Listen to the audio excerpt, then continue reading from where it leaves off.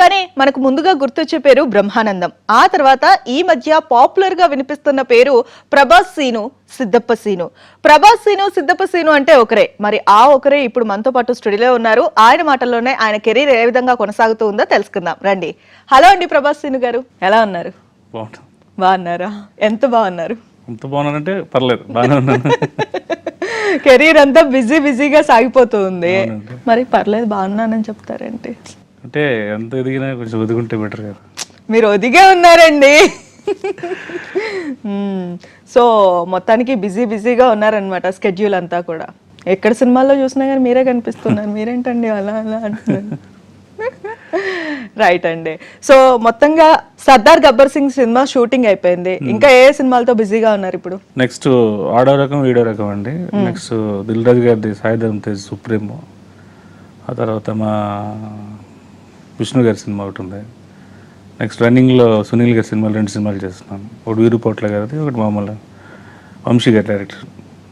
Next ఇంకా సాయిధరం తేజ్ తిక్క cinema చేస్తున్నాను. అమ్మో, మీ లిస్ట్ చాంతాడంత ఉండండి. మీరు చదువుతూ పోతూ ఉంటే ఇంకా వెళ్ళిపోతూనే ఉంటుంది.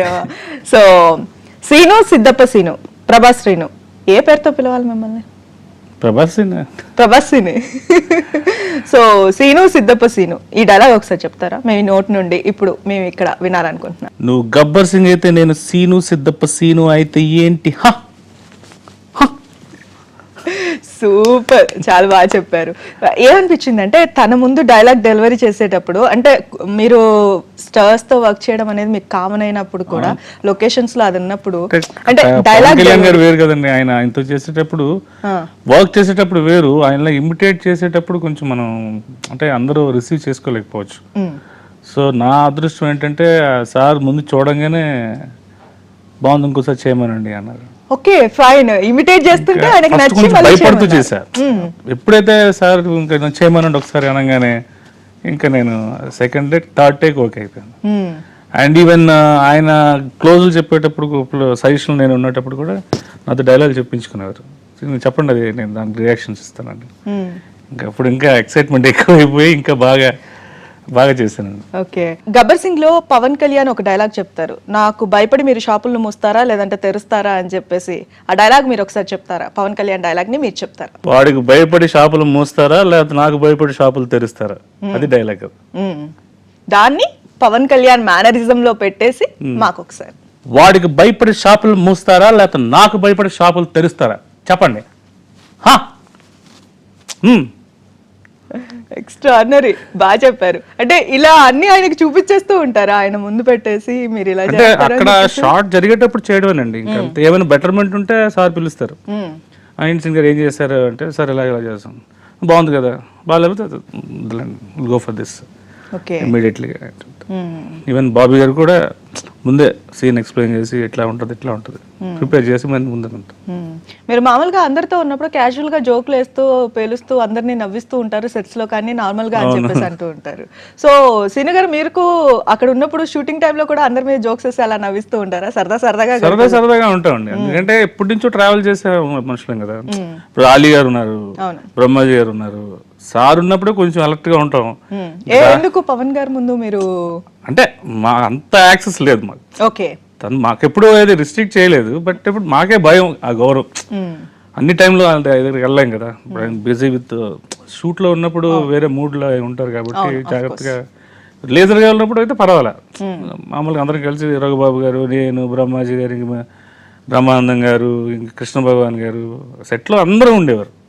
ఇంకా గోలగా ఉండేది అనమాట. ఎవరు వర్షన్ వాళ్ళది, జబర్దస్త్ బ్యాచ్, వేణు, ఇంకా మా బాస్ ఆర్కే, వీళ్ళంతా అక్కడే కూర్చొని అందరం సరదాగా మాట్లాడుకొని టైం స్పెండ్ చేసేవాళ్ళు. ఎందుకంటే ఎప్పుడు ఎవరికి షార్ట్ వస్తుందో తెలియదు. రైట్, ఇప్పుడు ఈ మధ్యాహ్నం 2 తర్వాత మీకు వస్తుంది అంటే ఏదో కేరళలో కూర్చోడు ఏదో సంథింగ్ జరిగేది. కానీ ఇప్పుడు ఏంటంటే ఎప్పుడు ఎవరికి షార్ట్ వస్తుందో తెలియదు, అందరూ ఉండాలి, ఆల్ కాంబినేషన్స్. సో 3 యూనిట్లు వర్క్ చేస్తున్నాయి. సో అట్లాగే అందరూ సరదా ఎక్కడే కాలక్షేపం చేసుకుని లంచ్ బ్రేక్ అప్పుడు. సర్దార్ గబ్బర్ సింగ్ లో మీ సీన్ ఏంటి, మీ రోల్ ఏంటి, ఏమేం చేశారు అందులో? అంటే నా రోల్ ఏంటంటే ఒక బ్యాచ్ లో ఒక మెయిన్ హెడ్ కి పక్కన హెంచ్మన్ అండి. నేను ఏం చేస్తూ ఉంటారు ఖాళీ టైం దొరికితే? మీరు అంటే లీజర్ గా ఉన్న టైంలో ఏం చేస్తూ ఉంటారు? లీజర్ గా టైం దొరికితే ఎక్కువ నా కూతురుతో స్పెండ్ చేస్తానండి. ఎంత ఏజ్ పాప? తనకి 5 years age. My wife also doing job అండి, she is dietician. Okay. So time దొరికినప్పుడు ఇంట్లోనే స్పెండ్ చేస్తాను ఎక్కువ. సో మీరు కూడా ఎప్పుడు డైట్ కంట్రోల్లో ఉండాలని చెప్పేసి అన్ని బాగా అంటే తను వచ్చినా కొంచెం నా ఫుడ్ హ్యాబిట్స్ మారినాయండి. అంటే కొంచెం బిజీ అయ్యాను కాబట్టి నేను కూడా కొంచెం జాగ్రత్తగా ఫుడ్ హ్యాబిట్స్ కానీ హెల్త్ కేర్ తీసుకుంటున్నాను ఎక్కువ. అసలు ఎప్పుడు కెరీర్ ని స్టార్ట్ చేశారు మీరు? ఫస్ట్ ఎప్పుడు ఏ సినిమాలో యాక్ట్ చేశారు? 98లో ఎంటర్ అయ్యానండి హైదరాబాద్. ఎంటర్ అయ్యి మధు ఇన్స్టిట్యూట్లో జాయిన్ అయ్యాం. విలన్ అజయ్ ఉన్నాడు కదా, వాడు నేను నా బ్యాచ్ మేట్స్. సో నందన్ అని ఒక ఫ్రెండ్ ఉండేవాడు, అండ్ గోగు అని ఇప్పుడు సురేంద్ర రెడ్డి గారు చేస్తున్నాడు. సో మా బ్యాచ్లో ఉన్న డైరెక్షన్ డిపార్ట్మెంట్ గోగు, యాక్టింగ్లో మేము ఇద్దరం, వాడు విలన్, నేను కమీడియన్. నందన్ గౌడని హీరోగా చేసి తను ఇంకో సినిమా చేసాడు. ఓకే, అంటే ఇండస్ట్రీలో ట్రైనింగ్ తీసుకోవడానికి వచ్చారు, ఇండస్ట్రీలోకి రావాలన్న ఆలోచన ఉంది. ఏ క్యారెక్టర్ చేయాలని, దేనికోసం మీరు ట్రైనింగ్ తీసుకున్నారు? బేసికల్గా చెప్పాలంటే, కామెడీగా చెప్పాలంటే, ఎందుకు పనికిరాడు వీడు, వేస్ట్, చదువు ఎక్కర్లేదు, సో ఇంట్లో ఉన్న ఏమీ చేయట్లేదు, సో బెటర్ వీడేదో కల్చరల్ యాక్టివిటీస్, బయట క్రికెట్ అది ఆడుతూ ఉంటాడు, ఏవో చేస్తాడు, డాన్స్ అది వేస్తూ ఉంటాడు, వీడికి బెటర్ మధు ఇన్స్టిట్యూట్లో పెట్టేసాయని మా ఫాదర్ ఫ్రెండ్ శరత్ బాబు గారు. ఓకే, సో ఆయన ఫిల్మ్ ఇండస్ట్రీ కాబట్టి వీడికి బెటర్ అక్కడే పెట్టు, ఏదైతే అక్కడ చూద్దాం ఎలా ఉంటుందో మనకు తెలియదు కదా అని చెప్పి 1 year అక్కడ నన్ను జాయిన్ చేశారు. అది కూడా ఈవినింగ్ మాకు మధురనగర్ ఇన్స్టిట్యూట్ 6 to 9 ఉండేది. సో 6 to 9 కోచింగ్ తీసుకుని మార్నింగ్ అంతా రూమ్లోనే ఉండేవాడిని. అక్కడ 6 months ట్రైనింగ్ అయిపోయాను. తర్వాత అక్కడి నుంచి వైజాగ్ సత్యానంద గారి షిఫ్ట్ అయ్యాను. ఓకే, అక్కడ పరిచయం అవ్వడం, అక్కడి నుంచి నా ట్రావెలింగ్ స్టార్ట్ అయింది. ఫస్ట్ ఫిలిం మీకు ఐడెంటిటీని తీసుకొచ్చిన ఫిలిం ఏంటి? సినిమా వర్షం అండి. అప్పుడు నేను ప్రభాస్ గారి పని చేస్తున్నాను. నేను వైజాగ్లో నాకు 103 ఫీవర్. సో తను ఏంటంటే, రే ఈ చిన్న సీన్ చెయ్యు, సినిమా డెఫినెట్గా హిట్ అవుతుంది, నువ్వు ఎలాగోలాగ వచ్చేసి అని చెప్పి ఆయన వెంటనే చెప్పడంతో నేను వెంటనే బయలుదేరి, అంత హై ఫీవర్ ఉన్నా కూడా అప్పుడు బయలుదేరి వచ్చి చేశాను. అప్పుడు త్రిషాకి వెతకడానికి వెళ్ళేటప్పుడు ఆ పర్స్లో చూపిస్తే బీడీ కోట్లో సిగరెట్ ఇస్తాను. Okay, that is my first shot. అవును, సినిమా హిట్ అవడం వల్ల ఎవరికి చెప్పినా అదే అదే అని గుర్తించుకుంటారు. అవును, సో అలా స్టార్ట్ అయిందండి. అది ఆయన చెప్పడం వల్ల ఓకే, సినిమా హిట్ అవుతుంది, బాగుంటుంది. సో ఇద్దరు ఒక ఇన్స్టిట్యూట్ నుంచి వచ్చారు, ఇద్దరి మధ్య ర్యాపో ఎలా ఉంటుంది మీకు ప్రభాస్కి? అంటే బేసికల్గా ఆయన నేను పని చేస్తానండి, బట్ ఎప్పుడు ఆయన తను అలా చూడరు. It's a very bold and positive characters అనమాట. ఎవరినైనా తక్కువగా చూడడం, వీళ్ళని ఎక్కువగా చూడడం, ఈక్వల్ ఇంపార్టెన్స్, ఈక్వల్ రెస్పెక్ట్. ఎవరికి ఏది కావాలన్నా అందరు కలిసి చేయాలి, హ్యాపీగా ఉండాలి. ఇలాగా ఎట్లా ఉండి సార్ అయ్యి అందరికీ డార్లింగ్ అంటారు ఆయన, ఫ్రెండ్స్ అందరికీ డార్లింగ్ డార్లింగ్ డార్లింగ్. ఆ కల్చర్ ఆయన అలవాటు చేశారు అందరికి. సో అందరికీ ఈక్వల్ ఇంపార్టెంట్, పాజిటివ్ యాటిట్యూడ్ అనేది నేను అక్కడ నేర్చుకున్నాను. ఓకే, ప్రతి ఒక్కళ్ళు నెగిటివ్ ఉంటుంది. మనం ఎంత మంచి వాళ్ళని అనిపించుకున్నా సరే మన దగ్గర నెగిటివ్ డెఫినెట్గా ఉంటుంది, తన దగ్గర ఉండదు. అందరినీ పాజిటివ్గా చూడడం, ఆ ఓపిక ఎక్కువ. అంత ఓపిక నేను ఎవరిని చూడలే. ఏదో టైంలో బాస్ట్ అవుతాం కదా, అది ఎప్పుడు కూడా నేను చూడలే అంత పేషెన్స్. ప్రభాస్ శ్రీను అనే పేరు ఎలా వచ్చింది? బేసికల్ గా ఇప్పుడు స్టూడియోకి శ్రీని గారు వస్తున్నారని అన్నారు అనుకోండి, ఏ శ్రీని గారు అని అంటారు. Srini is a common name. లేదా ప్రభాస్ శ్రీని గారు వస్తున్నారంటే ప్రభాస్ శ్రీని గారు, అలాగా అది ప్రభాస్ శ్రీని గారు అలా ఇండస్ట్రీలో 10 years అలా నానుడి అయిపోయింది. అది ఇప్పుడు ఇండస్ట్రీ పేరు కూడా నాది అయిపోయింది, సినిమా పేరు. ఓకే, అందరితో కూడా మంచి సత్సంబంధాలే ఉన్నాయంటున్నారు. ఇంకా ఏం మాకు తెలియని క్యారెక్టర్ తనలో ఉంది? ఇంతగానే ఏం కావాలండి? ఓకే, ఇంతగానే అయితే యోగి అయిపోతారు. ప్రభాస్ అంటే అమ్మాయిలందరికీ ఒక పిచ్చి కదా, ఆయన మ్యారేజ్ చేసుకుంటారా అంటే కూడా చాలా మంది అమ్మాయిలు ఏడ్చి చచ్చిపోతారేమో అనిపించింది.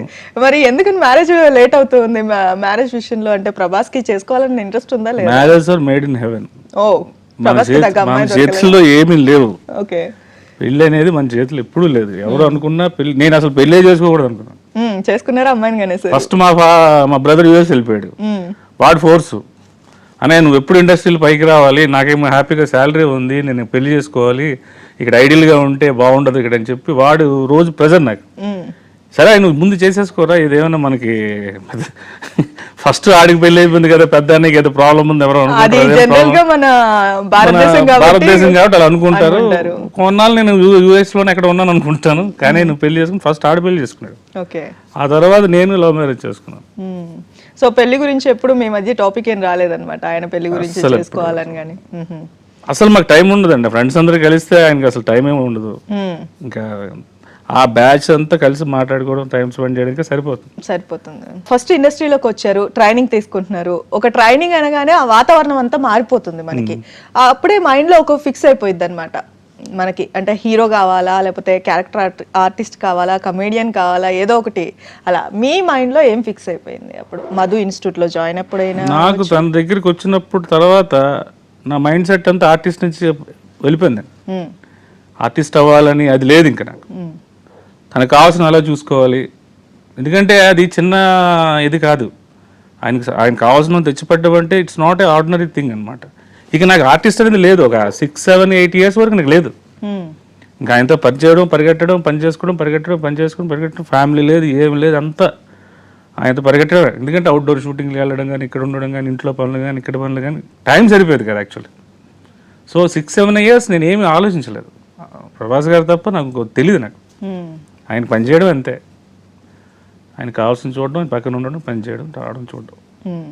ఆ తర్వాత గ్రాడ్యువల్గా విక్రమార్కుడు తర్వాత అలాగే ఫిల్మ్ కెరీర్ అలాగే కొంచెం డెవలప్. కమేడియన్స్ కి కూడా ఈ మధ్యన హీరో అయ్యే ఛాన్సులు వస్తూ ఉన్నాయి. హీరోగా కూడా యాక్ట్ చేసిన వాళ్ళు ఉన్నారు. అలీ గారు కావచ్చు, లేకపోతే మన సునీల్ గారు కావచ్చు. సో మీరు కూడా అలా యాక్ట్ చేసే ఛాన్స్ వస్తే చేస్తారా? చేయనండి.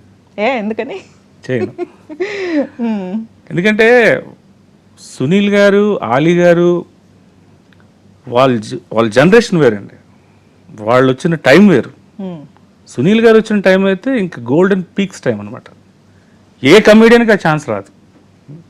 నేను ఈరోజు 10 సినిమాలు సూపర్ డూపర్ హిట్ అయినా, ఎక్స్ట్రాడినరీ పర్ఫార్మెన్స్ చేసినా సునీల్ గారి స్టేచర్ రాదు. ఎందుకంటే it's happened. Tendulkar is happened అంతే. ఇంకా దానికోసం మనం రీప్లేస్మెంట్ అనేది మనం ఆలోచించకూడదు. హీరోగా ఎందుకు చేయలేమంటే, ఒక విలన్ పక్కన క్యారెక్టర్స్ చేస్తూ, ఒక హీరోయిన్ మేనమాగా, లేకపోతే సినిమాలో ఒక లీడ్ క్యారెక్టర్ కామెడీ పండిస్తూ, నెగిటివ్ చేస్తూ వెళ్ళే క్యారెక్టర్ 2 hours 30 seconds త్రూఅవుట్ సినిమాలో మన ఆడియన్స్ని ఎంటర్టైన్ చేయలేం. సరే, నేను ఇప్పుడు మిమ్మల్ని ఒక ఇమాజినేషన్ లోకి తీసుకెళ్తున్నాను. మీరు హీరో అయిపోయారు, మీ పక్కన హీరోయిన్ ఎవరు కావాలి ఇప్పుడున్న వాళ్ళు? నేను కావాలనుకున్న వాళ్ళు ఎవరో రారు. ఫస్ట్ థింగ్, ఒకవేళ చేయాల్సి వచ్చినా లేదు, నేను ఇమాజినేషన్ మాత్రమే చెప్పాను. ఇక్కడ మిమ్మల్ని ఒక వరల్డ్ లోకి తీసుకెళ్తున్నాను. మీరు హీరో, ఇప్పుడు మీ పక్కన హీరోయిన్ గా చేయాలి. మీరు ఎవరిని సెలెక్ట్ చేస్తారు? లేడీ స్టార్ లాంటి సినిమాలో ఉన్న హీరోయిన్ లాంటి హీరోయిన్ నాకు కావాలి. ఇది చీటింగ్ కాదు, ఎందుకంటే ఆశగా అంత ఉండాలి కదా. ఊహించుకోవడం వేరు, పనిచేయడం వేరు.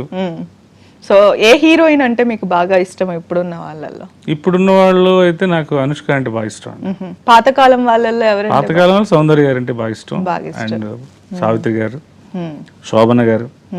హీరోల విషయానికి వస్తే నాకు ఆబ్వియస్ గా ప్రభాస్ గారే. ఓకే, ఎందుకు ప్రభాస్ అంటే ఫస్ట్ నుంచి ఇద్దరి మధ్య ఉన్న రాపోతోటేనా, లేకపోతే స్క్రీన్ మీద హీరోగా చూడడం వేరు, రియల్ గా హీరోగా చూడడం వేరు? రియల్ గా హీరోగా చూసారు కాబట్టి మీరు ఆయనతో కనెక్ట్ అయిపోయారు. అవును. ఫస్ట్ సినిమా నుంచి కావచ్చు, లేకపోతే మీరు చేసిన సినిమాల నుంచి కావచ్చు, మీకు బాగా ఇష్టమైన కామెడీ బిట్ ఒకటి చెప్పండి. బాగా ఇష్టమైన కామెడీ బిట్ మీకు బాగా గుర్తుండిపోయింది? నాకు బాగా గుర్తుండిపోయింది విక్రమార్కుడు అండి. మాకు బట్టలు ఇప్పేసి రవితేజ గారు అక్కడ స్టార్ట్ చేస్తే, అవును, ఇక్కడ కెమెరా పెడితే నేను ఇక్కడ ఎక్స్ప్రెషన్స్ ఇస్తా అని. అది నేను ఎంత హ్యాపీ ఫీల్ అయ్యానంటే, కృష్ణవంశీ గారు ఫోన్ చేశారు, బాగా చేసావురా, చాలా బాగా చేసావు అంటే. ఆయన ఫోన్ చేసి చెప్పారంటే నేను ఆ సీన్ చాలా ఎక్సైటెడ్ ఫీల్ అయ్యాను. ఎందుకంటే అది నాకు చాలా మంచి పేరు తెచ్చింది. చాలా మంది నాకు చాలా ఇది ఇచ్చారు. ఇప్పుడున్న కమీడియన్స్ లో, ఇండస్ట్రీలో మీకు ఎవరంటే బాగా ఇష్టం సీన్ గారు? యాజ్ పర్ యాక్టింగ్ అన్ని పరంగా నాకు బ్రహ్మానంద గారు అంటే చాలా ఇష్టం అండి. నేను ట్రావెల్ చేసిన వ్యక్తుల్లో నాకు బాగా ఎక్కువ రఘుబాబు గారితో ట్రావెలింగ్ ఎక్కువ ఉంటుంది కాబట్టి ఆయన పర్సనల్గా నాకు ఆయన బాగా ఇష్టం. ఎందుకంటే నాకు అన్ని సజెషన్స్ ఆయన ఇస్తూ ఉంటారు. సీన్ ఎలా ఉండాలి, ఇట్లా చేయకూడదు, ఇట్లా ఉండి నేను ఇలా అయ్యాను. గాడ్ ఫాదర్ అనుకోవచ్చు. అంతే. అంటే మనం కొంతమంది ఇన్స్పైర్గా తీసుకుంటాం, అది మనకు దగ్గరగా ఉంటుంది. ఎందుకంటే ఆయన చేసిన క్యారెక్టర్స్, నేను చేసిన క్యారెక్టర్స్ రిలేటెడ్గా ఉంటాయి. సో ఆయన లైఫ్ స్టైల్, నా లైఫ్ స్టైల్ కొంచెం ఈక్వల్గా ఉంటుంది. సో అన్నీ ఆయనలా కాకపోయినా కొన్నైనా మనం అడాప్ట్ చేసుకుని మన బిహేవియర్లో కానీ, మన యాటిట్యూడ్లో కానీ, మన పర్ఫార్మెన్స్లో మనం ఎలా డెవలప్ అవ్వాలనే దానిలో కానీ చాలా నేను రఘుబాబు గారి దగ్గర నేర్చుకుంటాను. అండ్ నాకు ఒక గైడ్ టీచర్ లాంటి. ఓకే, రఘుబాబు గారిని ఇమిటేట్ చేస్తారా ఒకసారి? ఆయన ఇమిటేట్ చేయలేం. ఎందుకని అంటే ఆయన ఫాల్స్ వాయిస్లో ఆగడలో చెప్తారు, అరే శంకేర్ దానికి అది ఉంటుంది, దీనికి ఇది ఉంటుంది, ఇదన్నిటికి కూడా వేరే సెక్షన్ ఉంటుంది శంకేర్ అని. ఇట్లాగా ఆయన డిఫరెంట్గా ఆయన మురారి నాకు బాగా ఇష్టం. ఆయన స్పాట్ ఇంప్రూవేషన్ బాగుంటుందండి. ఆయనతో ఎక్స్టెన్షన్ కింగ్ ఆయన. ఏదైనా మామూలు డైలాగ్ అనుకుంటే షార్ట్లో ఏదో ఒకటి వేసేస్తాడు ఆయన. వెంటనే మనం షాక్ అయిపోతాం. రెండో టేక్ ఇంకోటి వేసేస్తాడు ఆయన. అసలు చెప్పరు ఆయన. అమ్మో, అప్పటికప్పుడు మార్చేసి చెప్పేస్తారు, మీరు వెంటనే కనెక్టివిటీ మనకు తెలియదు. ఇంకా అక్కడికి అయిపోతుంది కరెక్ట్. కమీడియన్ గా మీకు భాష మీద కూడా బాగా పట్టుండాలి కదా? అన్ని మాండలికాల్లో మాట్లాడేస్తారా? అన్ని మాండలికాలు మాట్లాడలేమండి. అంటే మీకు స్క్రిప్ట్ ఇచ్చినప్పుడు స్క్రిప్ట్ డిమాండ్ చేసేటప్పుడు ఇప్పుడు ఈ కథలో నువ్వు శ్రీకాకుళం యాసలో నువ్వు మాట్లాడాలి, ఈ శ్రీకాకుళం షూటింగ్ ఉంటుంది, ఈ లాంగ్వేజ్ లో ఈ షార్ట్స్ ఇన్ని ఇది ఉంటుంది, ఇన్ని సీన్స్ ఉంటాయి. దానికి ముందే వెళ్ళి నేర్చుకోవడం, లేకపోతే మనకు వస్తే దాన్ని డెవలప్ చేసుకోవడం, లేకపోతే ఎవరికైనా ఫోన్లు చేసి కనుక్కొని మనం మాట్లాడుకోవడం, లేకపోతే డైరెక్టర్ గారి దగ్గరికి వెళ్ళి ఇట్లా చేస్తాను సార్ ఎట్లా ఉంది, ఈ ప్రాక్టీస్ ఈ గ్రౌండ్ వర్క్ చేయాలి. ఒక డైలాగ్ తీసుకోండి, ఒక 4 మాండలికాల్లో మా కోసం డైలాగ్ డెలివరీ చేయరు. ఇది ఇంటర్వ్యూ లేకపోతే స్క్రీన్ టెస్ట్ అన్న అర్థం కావట్లేదు. అలాంటిదే అనుకోండి. 4 మాండలికాలు మన తెలుగు భాషలో రాయలసీమ, ఆ తర్వాత మీరు అన్నట్టుగా శ్రీకాకుళం, ఆ తర్వాత తెలంగాణ, ఇలా. ఇది సావిత్రిలో డైలాగ్ ఉంటుందండి, అందులో నేను ట్రావెల్ ఏజెంట్ని. ఓకే. సో వెల్కమ్ టు ఫెన్రీ ట్రావెల్స్. వైజాగ్ నుండి షిరిడి వెళ్ళే స్పెషల్ ట్రైన్ మరి కాసేపట్లో రాబోతుంది. ఈ ప్రయాణం 2 రోజులు కాబట్టి ఆద్యంతం భక్తి పారవస్యంతో మునిగి తేలడానికి రంగేణి గంగ వారి గానా భజన ఏర్పాటు చేయడం జరిగింది. ఇది వెల్కమ్ టు ఫెన్రీ ట్రావెల్స్. వైజాగ్ నుంచి షిరిడి వెళ్ళే స్పెషల్ ట్రైన్ మరి కోసం పారొస్తుంది. ఇది ఈ ప్రయాణం 2 రోజులు కాబట్టి ఆద్యంతం భక్తి పారవస్యం మునిగి తేలడానికి మన రంగేణి గంగ గానా భజన కూడా ఏర్పాటు చేసాం. ఇది శ్రీకాకుళం. సతీలీలవతి లాంగ్వేజ్ చెప్తాను, పర్లేదు. Okay. Welcome to friendly travels అండి. వైజాగ్ నుంచి షిరిడి వెళ్ళే స్పెషల్ ట్రైన్ మరి కాసేపట్లో వచ్చేస్తుంది. ఈ ప్రయాణం 2 రోజులు కాబట్టి మీరు ఆద్యంతం భక్తి పారవస్యంలో మునిగి తేలడానికి మన రంగేణి గంగ భజన కూడా ఏర్పాటు చేసి ఉండి. బాగా చెప్పారండి. Thank you very much. Thank you అండి. సో మొత్తానికి మీ కెరియర్ ఇంకా ముందుకు వెళ్ళాలని, ఇప్పటికే చాలా బిజీగా ఉన్నారు, మరో సంవత్సరంలో కూడా మీరు చాలా బిజీ స్కెడ్యూల్తో మంచి మంచి సినిమాల్ని మాకు అందించాలని, మేము ఇలాగే సంతృప్తిగా నవ్వుకుంటూ గడిపేయాలని మా కాలాన్ని మేము మనస్ఫూర్తిగా ఆశిస్తున్నాం. నమస్తే.